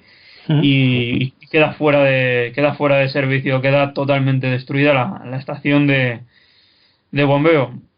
Bueno, por su parte, el teniente Smiley lo que tenía que hacer era encargarse de destruir las compuertas, porque ¿qué ocurre? Si vuelan las compuertas, pues al final eso no va a ser más que un embarcadero. Sí, ¿Vale? O sea, va a entrar todo el agua y no vas a poder trabajar en seco para de reparar hecho, el barco. oyentes, este dique seco tenía dos. Tiene la Sí, frontal, sí. que sería la que Sí, entraría directamente del mar, ¿no? Tal, y después sí, otra que daba a otra parte del puerto. Es decir, que es importante sí. que otros diques secos son una especie de U cerrada, y esta más bien es un canal que abre, se convierte en dique seco, o si queremos, en un acceso al puerto secundario de San Sí, José. Porque tiene, porque digamos, sí, tenía la compuerta sur, luego estaba a la izquierda que daba la estación de bombeo y al final la compuerta norte que, como tú bien dices, daba acceso al resto del puerto. Y bueno, pues aquí vamos con el teniente Smiley que antes de estallar la estación de bombeo tenía por misión hacer estallar las cargas explosivas en el centro de control de las compuertas. Pues bueno, con los mecanismos de apertura y cierre de las esclusas destruidos,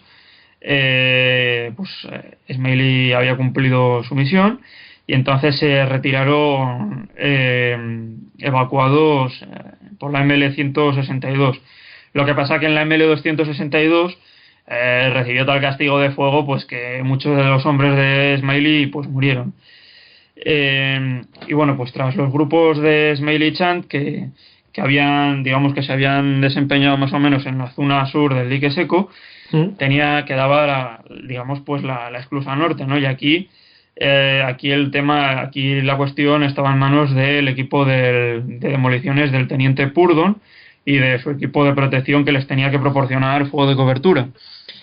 Gracias a una eficiente labor de fuego de cobertura del equipo de protección del teniente Denison, pues los especialistas en demoliciones de Purdon llegan a la compuerta y acceden al centro de control. Aquí Purdon pues coloca las cargas en los mecanismos. Lo que ocurre es que antes de hacerlos explotar, lo que Purdon quería era que el equipo de demolición también volase la esclusa. Ocurre que, claro, aquí la compuerta pues era muy distinta a la que habían visto en Southampton. Estaba más reforzada, no se podía acceder al interior y entonces los comandos terminaron dándose por vencidos y colocaron las cargas de manera superficial, ¿no? No las destruyeron, pero causaron daños bastante importantes. Entonces ya Purdon, cuando vio que habían detonado las cargas, pues procedió a detonar los explosivos de la sala de control. Aquí, pues igualmente, como había ocurrido con la estación de bombeo, la sala de control se vino abajo ante la cantidad de explosivos que habían colocado y ya, pues con la misión cumplida, pues podían poner pies en polvorosa y marcharse hacia el punto de evacuación. Y el teniente coronel Newman, que mandaba la misión, ¿qué ocurría con él? Pues Newman, que había desembarcado su cañonera, que había desembarcado en la cañonera MGB 314, lo que hizo fue, digamos, organizar o establecer su cuartel general al sur de la entrada vieja. Lo que ocurre que, claro, solo tenía 7 hombres para proteger su cuartel general. Los primeros en llegar fueron el grupo del sargento Haynes y, bueno, pues lo que hizo Newman fue esperar noticias y sumar los hombres de Haynes para proporcionar protección a su cuartel, ¿no? Y esperar al desarrollo de acontecimientos. Bueno, y bueno, David, al principio estarían encontrando el fuego de las baterías, que estarían con hombres de guardia, pero cuando empezó todo el escándalo, me imagino que empezaron a salir los marineros de todos los barcos, las tropas, digamos, de combate, de la marina, digamos, las tropas de asalto, de combate, pero también marineros armados, porque muchas de las fotos que aparecen después de la captura de los prisioneros, aparecen marineros con sus Mauser combatiendo, o sea que aquí combatió todo, digamos, todos los soldados y los hombres de la TOT también, me imagino, que se armaron para la defensa de este puesto. Es decir, la defensa fue bastante fuerte, ¿no?, de la posición. Sí, no, vamos, aquí la verdad que, bueno, a medida que avanzaban lo cuentan los comandos, ¿no?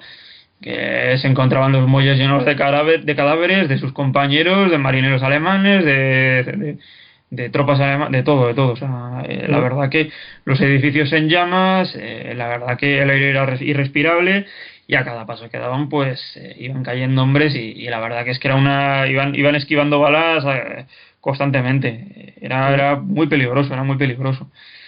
Y bueno, pues eso vamos con el espigón viejo, ¿no? Sí, nos queda ese Que en este saliente, caso ¿no? Ujú. Nos queda el saliente Y ese que hablábamos antes, de que objetivos de destrucción no había, era solamente unas baterías lo que había ahí, ¿no? claro, aquí pues ¿Sí? brindar apoyo a... Bueno, aquí en concreto estos lo que tenían que hacer era, los equipos del espigón viejo lo que tenían que hacer era la destrucción de un puente y bueno, pues asegurar, estos iban, lo que iban a hacer era operar en la zona de la ciudad vieja. Ujú. Entonces, aquí, en este caso, le correspondía, como decíamos antes, a la columna de babor. En primer lugar iba la ML 447 y bueno, pues aquí, pues lo que te digo también, en medio de esta vorágine de fuego, pues los artilleros murieron y también pues quedaron tocados los cañones Oerlikon. Aquí también, una vez más, el teniente Platt se pasó la zona de desembarco, tuvo que dar media vuelta para conseguir llegar al punto de desembarco planificado. Lo que ocurre es que aquí la lancha pues recibió un impacto bastante fuerte en la zona de máquinas y tuvieron que abandonar la lancha. Algunos hombres se ahogaron, otros sí que consiguieron llegar a tierra y finalmente pues la ML 160 pues logró, digamos, logró rescatar a los supervivientes. Por el contrario, la ML 457 sí que consiguió, que era la ML 457 era la segunda del teniente Collier, y esta sí que consiguió desembarcar a los comandos y tomar posiciones para Ujú. permanecer en posición de evacuar a los atacantes cuando correspondiese. La tercera ya era la ML 307 del teniente de navío Wallace, y aquí el teniente Platt le advirtió pues bueno, del peligro, ¿no?, al que se acercaba.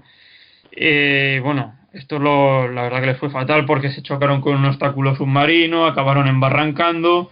Bueno, con todo el fuego que les iba cayendo, pues claro, se iban amontonando los muertos, los heridos en la lancha, ¿no? Y bueno, pues con sus equipos, pues lo que te digo, casi exterminada los equipos que llevaba a bordo, pues no le quedó otra que Que retirarse. La marchar. ML, Ujú. Ujú. sí. Y bueno, detrás de ella iban dos lanchas que eran la ML 443 y la ML 306. Estas también se pasaron el espigón viejo. Lo que pasa es que, claro, las acribillaron de tal manera que no les quedó más remedio que retirarse.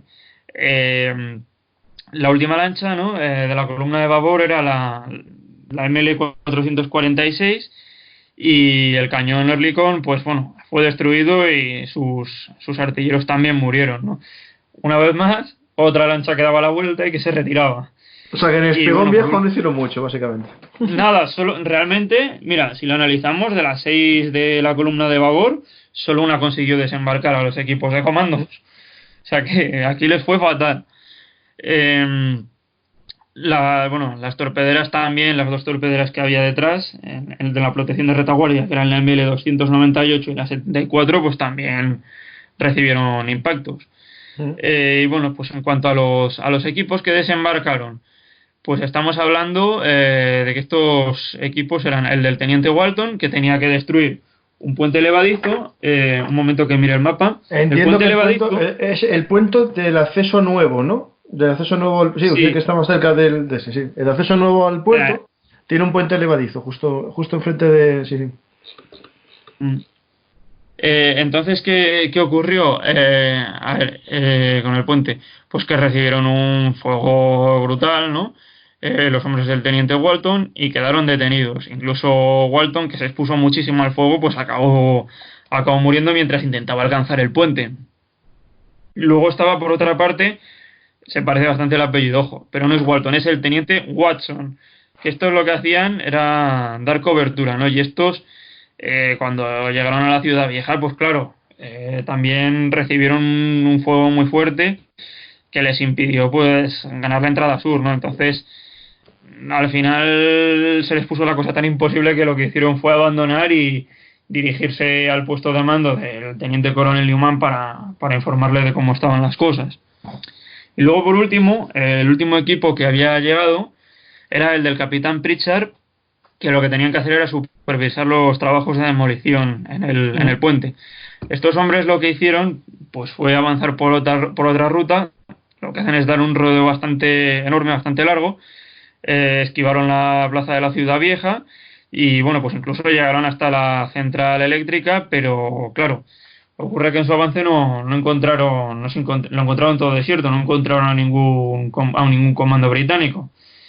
Mala suerte que en un encontronazo por estas callejuelas, pues Pritchard tuvo un encontronazo con un alemán que pues acabó hundiéndole la bayoneta en las tripas y que le hirió de muerte y acabó muriendo acabó muriendo ahí en Saint-Nazaire. Bueno, esto es un poco cómo va la fase ya es un poco está descrita la fase de asalto. Si te parece, vamos a ver qué ocurre con las lanchas. Reconstruyendo hechos, ¿no? El asalto a la Puerta Vieja, ¿no? La que sería la que está más cerca del dique, fue un fracaso, no se consiguió destruir el dique, ¿no?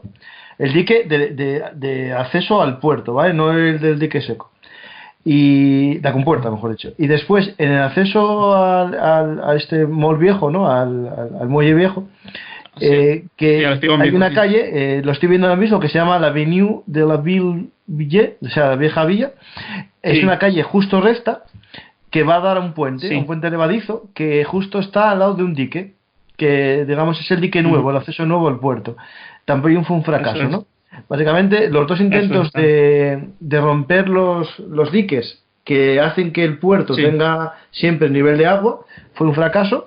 Y ahora nos vamos al dique seco, que es el objetivo principal de todo el ataque, ¿no? Y ahí es donde está el barco aparcado, ¿no? Lleno de soldados, me imagino. ¿Y qué pasa con toda esta gente, no? Es lo que ahora nos tenemos que plantear, ¿no? Sí.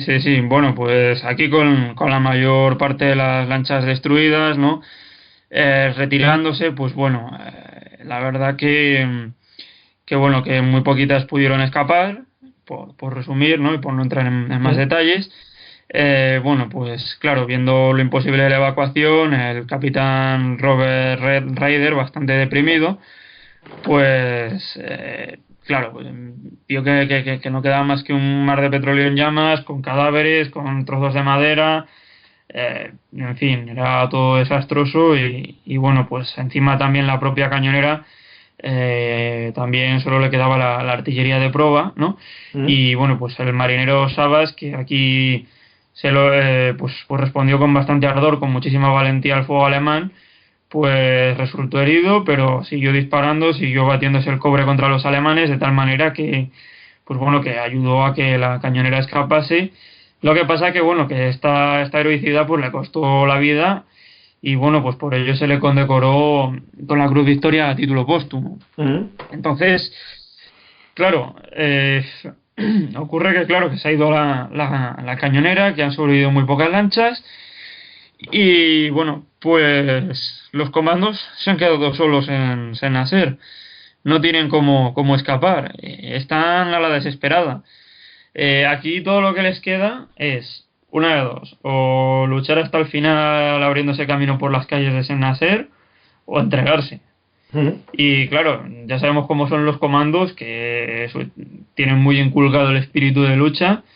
Y bueno, pues cuando preguntó el mayor Copland, cuando dijo vale ya por hoy, y dijo su segundo, que era el mayor Bill Copland, dijo que no.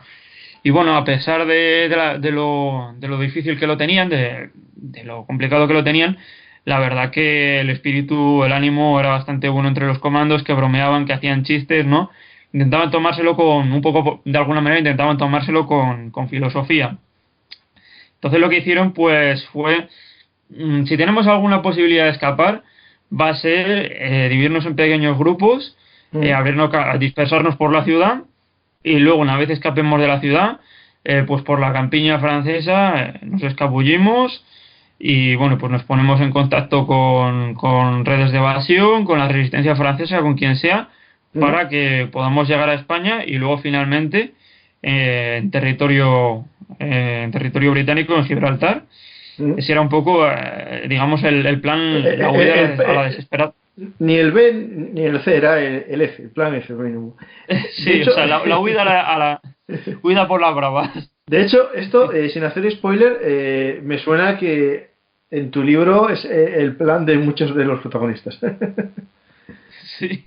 Sí, es eso. De hecho, después vas hilando cosas interesantes en esa vida, ¿no? Interesante ver que muchos tienen que escapar por aquí, otros escaparon en las lanchas patrulleras, ¿no? Y dejan ahí heridos, porque hay muchas fotos, ¿no? De soldados británicos muertos, heridos y prisioneros también. Pero, claro, dejan un barco que hay aparcado, que ¿lo hablamos ahora o vas a explicar un poco más antes de lo que... La fuga, o sea, el intento de fuga de los comandos por las calles de Sennacher. Vale. Mira, pues bueno, aquí lo que hicieron, claro, ¿qué tenían que hacer? Abandonar las instalaciones portuarias y perderse por las calles, ¿no? Entonces lo que hicieron, pues fue cargar frontalmente a través de un puente, ¿no? Cubiertos por una ametralladora Bren, haciendo disparos de cadera, y bueno, la carga fue tan, aunque era suicida, ¿no? El intento era suicida porque están atacando frontalmente y los alemanes incluso tenían un búnker que defendía el puente.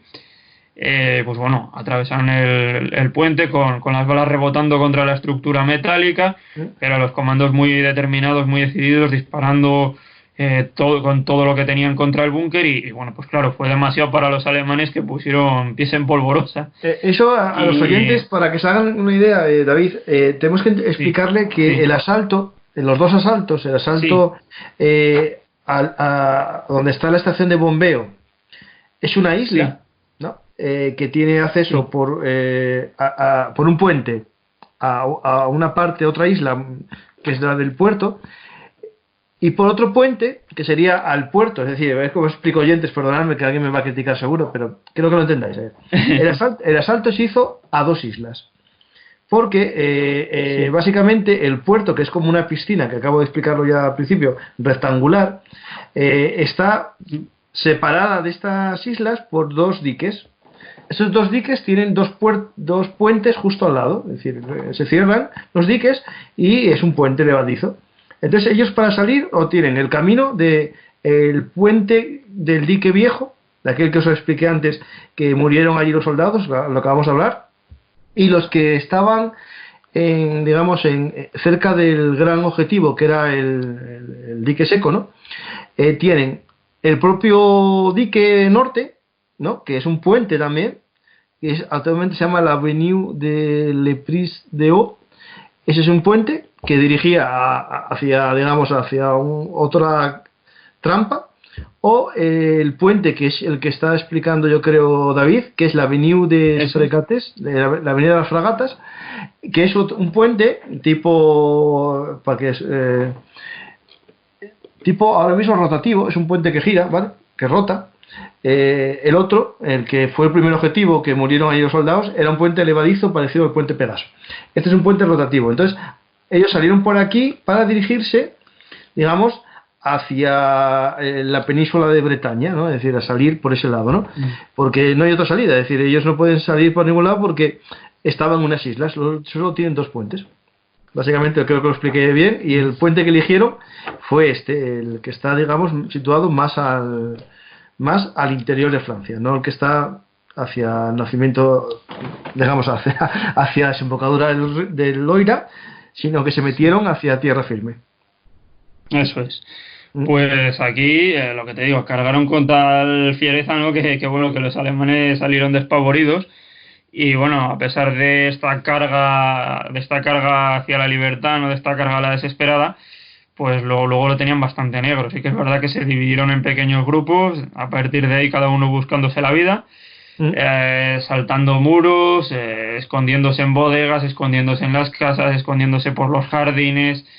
Y bueno, ocurre que claro que los alemanes ya estaban sobre avisos y habían desplegado a buena parte de la 333 División alemana. Y bueno, pues ya estaban peinando la zona, habían montado un anillo de seguridad, estaban peinando las casas una por una. Y bueno, pues poquito a poco pues los fueron capturando uno por uno, pues escondidos en bodegas, en desvanes, en los jardines.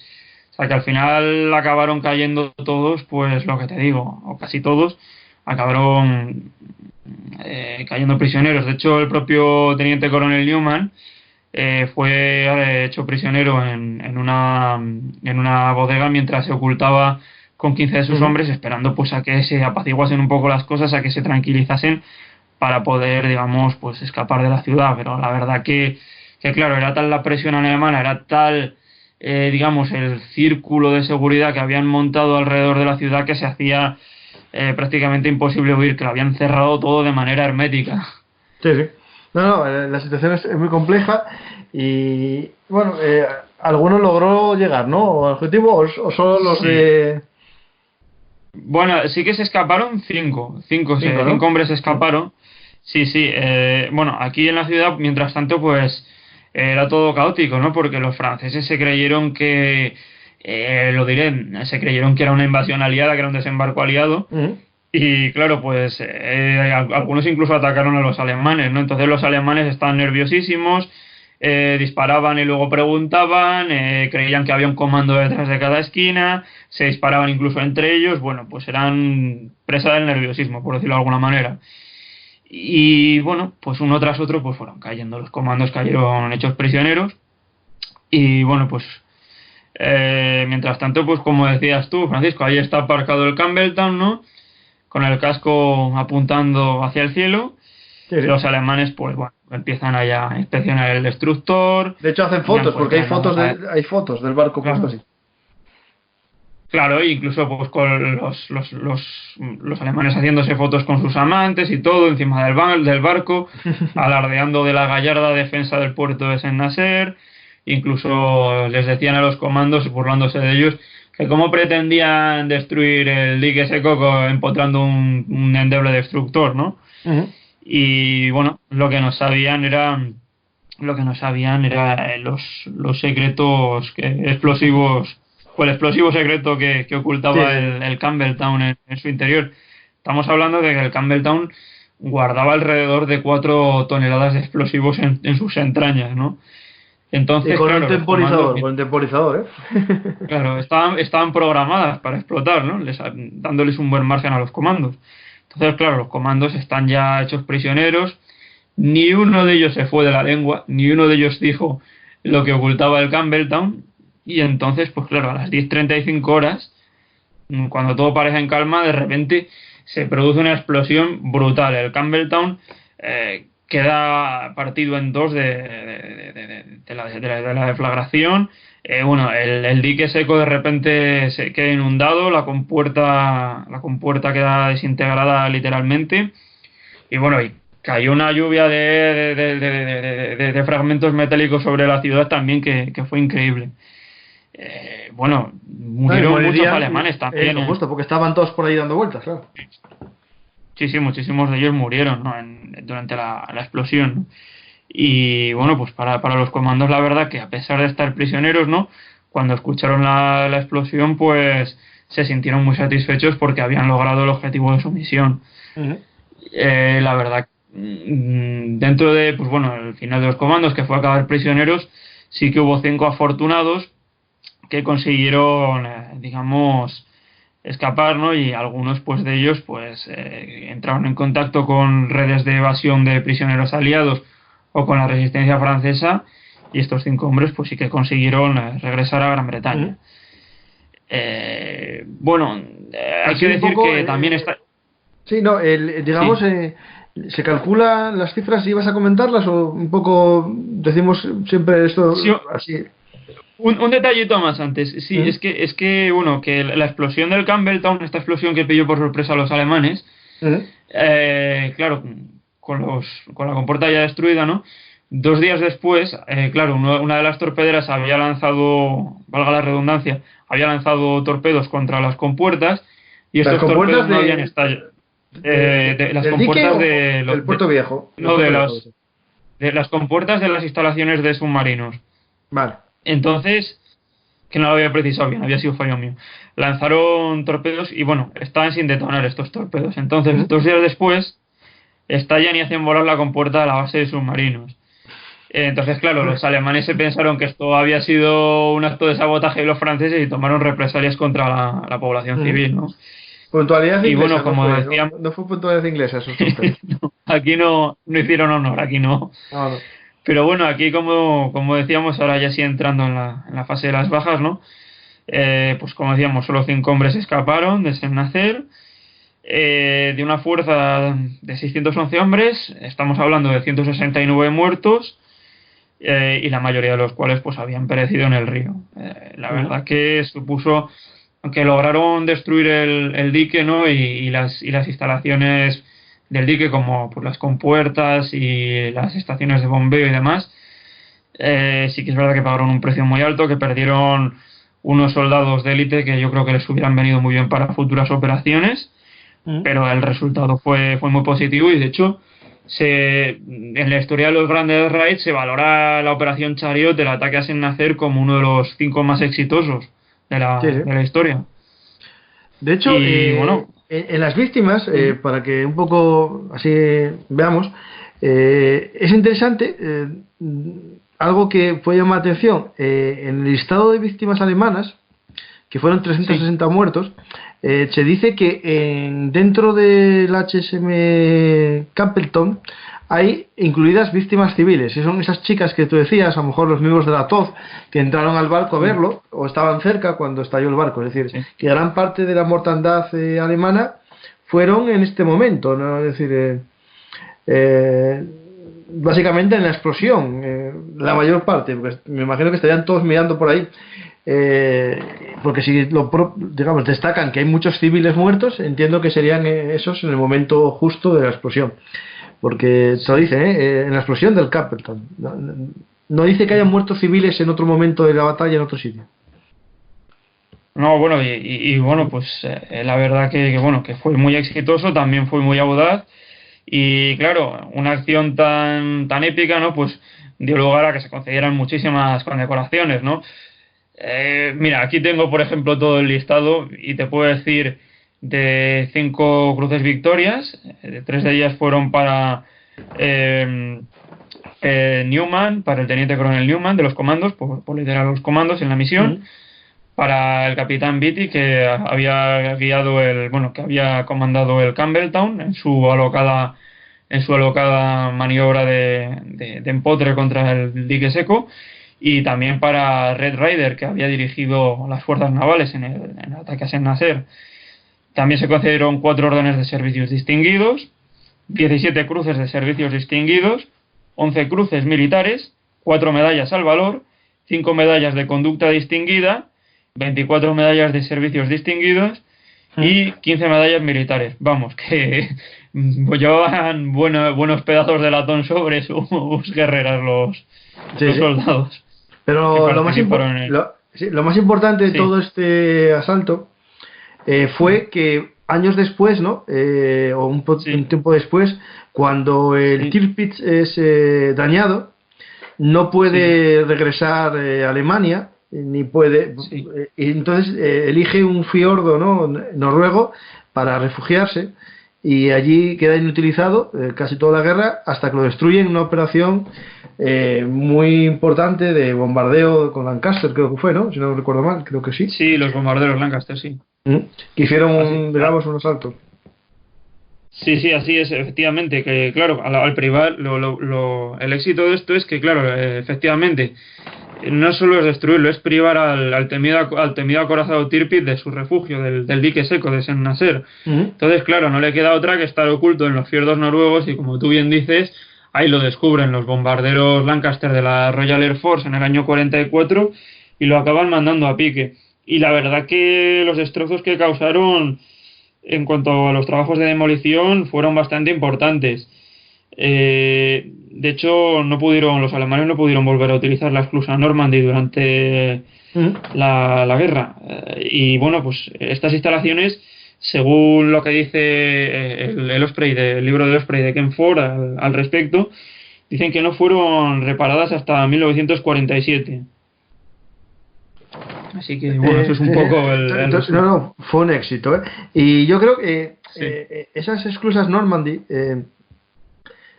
aventurando mucho, me suena que hay un superbarco de estos tipo transatlántico, el SS Normandy, que debe ser como creado, digamos, para este barco.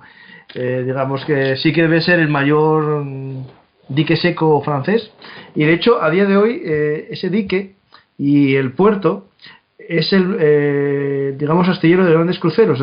Si entráis en Google Maps y ponéis visión 3D, visión satélite, veis ahí un barco que es el Sea Harmony, de estos cruceros de gran lujo inmensos, y por ejemplo también es dique de reparación el puerto, la extensión del puerto de los barcos, de los portaaviones franceses. O sea que sí que sigue siendo un puerto vital, como fue en la Segunda Guerra Mundial. No fue a menos ese puerto. Pues la verdad que como te digo, es una de las operaciones especiales que más me impresiona de la Segunda Guerra Mundial. Y bueno, pues por mi parte yo creo que esto es todo, porque ya tenemos concluida la misión. Sí, así que poco más que añadir por mi parte. No, los oyentes yo creo que tuvieron una visión de esta, un raid o asalto, ¿no? A San Nasser, que es parte de tu novela, Los Indeseables. Se ven más escenarios. Este es uno de los que más páginas, yo creo, de los escenarios de combate, porque en otros momentos de tu novela aparecen otras batallas que ya contamos, ¿no? No voy a contar en cuál finaliza, pero también lo hablamos ya contigo. Y vimos ya contigo, vamos a recopilar oyentes para si queréis buscar. El de Comandos, el primero, que por desgracia, David, nos quedó mal el sonido, ¿te acuerdas, no? Voy a ver si... Sí, es una pena, sí. Porque fue casi de los primeros 5 podcasts que grabamos. No tenía yo buen micrófono, tú tampoco. Voy a ver si puedo remasterizarlo o hacer algo, ahora que sé manejar un poco mejor todo esto. Pero está complicado, pero se oye, oyentes. Lo podéis oír y es muy buen podcast. Después ya hicimos el de Dieppe, ¿no? Que contamos el raid de Dieppe, contamos la operación Agrimme, contamos la operación de matar a Rommel, ¿no? Que también la tenemos en la anterior a este podcast, y ahora San Nasser. Yo ya te suelto el guante para lo que tú quieras, cuando tú quieras, sobre lo que tú quieras. Los comandos son tu fuerte, nos quedan los SAS, no hablamos de ellos, no tenemos mucho que hablar por los SAS. Pues no sé, oye, Sidi Hanis, por ejemplo, cuando entraron en el aeródromo arrasando, y yo creo que fue una de las misiones más exitosas y se podría tratar. También, pues mira, para el blog de Lumartis, pues por ejemplo, cuenta una operación recientemente, la operación Tómbola que hicieron en Italia, o sea que esa también lo puede incorporar Belumartis a su repertorio. David, él tiene un blog, que es el blog de David López Cabía, ¿no? Y yo lo que hago a veces cojo parte de sus publicaciones y las voy poniendo en Belumartis para que la gente lea también, es decir, que le lean por dos lados, y de vez en cuando eso voy cogiendo alguno para movérselo, y es un colaborador habitual del blog. Y después yo invito a entrar en su blog y leerlo directamente en davidlopezcabia.com, ¿no? Es así, David, es davidlopezcabia.com. Sí, davidlopezcabia.com, sí. Y leer sus novelas, porque es uno de los pocos, digamos, novelistas españoles que tienen como, digamos, especialidad la Segunda Guerra Mundial. Es decir, todas tus novelas son de la Segunda Guerra Mundial. Más que novela histórica, yo lo meto en categoría novela bélica, que era aquellas que había en los años 70 y 60 de novelas bélicas, que ahora, tampoco pasado de moda, pero a los amantes de la historia militar nos encanta. A mí tus novelas me recuerdan eso. Muchas gracias. Esas, en versión cómic, mis hazañas bélicas, que yo leía de joven. No sé si tú tuviste la suerte de leerlas. Sí, bueno, la verdad que es un poco lo que intento, ¿no? Que se rían un poco con los personajes, ¿no? Que sean peculiares, porque bastante duro es lo que les toca vivir, y bueno, pues que se empapen también de lo que eran un poco estas incursiones.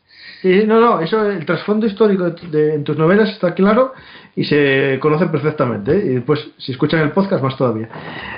Pues nada, David, muchas gracias por colaborar conmigo para difundir la historia, para que la gente conozca el pasado, comprenda el presente gracias a conocer el pasado, y que el futuro lo entiendan, lo que va a venir, porque al final el ser humano se mueve por las mismas pasiones y por los mismos vicios, y al final se repite, ¿no? Por desgracia. Entonces tenemos, David, ese reto para más adelante, si los oyentes nos dan alguna opinión sobre estos temas de los que hablamos, o si no, lo que decidamos tú y yo, Sí. que somos los jefes. y David, Sí. muchas gracias por Nada, todo. a ti, encantado. Es un placer colaborar con Velum Artis y nada, muchas gracias por contar conmigo. Pues David, de nuevo, Sí. mil veces gracias, y gracias a todos los oyentes por confiar en mis historias habladas. Sé que a veces hablo mucho, porque esto no es un monólogo, esto es una charla entre yo, que me gusta aprender, me gusta también hablar de vez en cuando, y sí que hay gente que no le gusta que meta mucho la pata por ahí hablando, porque me interrumpa, pero es que es el estilo de este programa. Me corto mucho, David, me corté bastante, ¿te fijaste? No, sí, pero vamos, que son precisiones, Sí. son precisiones que ayuda a que lo entendamos todos y ya está, o sea que no. Ujú. Y eso, esto es un blog de historia hablada. La forma nuestra es esta, no es leer textos, lo hacemos, sí que es verdad que tenemos metralla de historia, que son monólogos, pero en estas charlas largas nos gusta hablar, ¿vale? Venimos a hablar entre dos amigos, o a veces tres, y a difundir la historia. A vosotros, si os gusta Velum Artis, suscribiros, ¿vale? Dar al corazón en iVoox, o en iVoox, mejor dicho, que queda más fino iVoox. También si nos escucháis en iTunes o en otro reproductor de podcast, suscribiros, y nosotros trataremos de contaros historias, ¿vale? Nada más. Eso sí, solo os pido que os suscribáis. Si tenéis perfiles en redes sociales, estamos en todas, yo creo que en Facebook, Twitter, Instagram, y también tengo perfil en Pinterest un poco abandonado, pero bueno, si queréis andan por ahí también. Y nada más, y que no os olvidéis nunca que esto de Velum Artis Podcast es una versión hablada de Velum Artis historiamilitar.blogspot.com, el blog de la historia militar. Muchas gracias a todos, y dentro de poco estaremos con otras historias habladas. We're gonna hang out the washing on the Z3 line. Why? Washing day is here. Now whether the weather may be wet or fine, well, we'll just rub along without a care. We're going to hang out the washing on the Z3 line. Well, if the Z3 line's still there.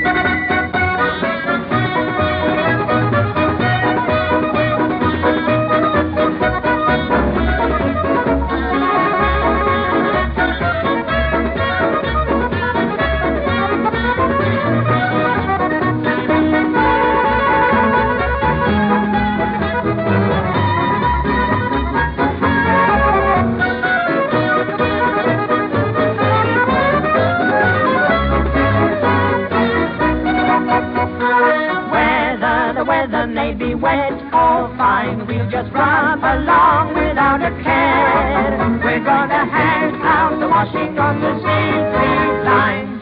If the Z3 line's still there. On the black side with the wind around your ear, oh, then you'll get those home guard blues. Ya sabéis, Velum Artis, historia militar, es historia hablada. Estamos como siempre en todas las redes sociales, pero recordar, ahora nuestra dirección es velumartishistoriamilitar.blogspot.com. No os olvidéis, Velum Artis es el blog de la historia militar. Muchas gracias.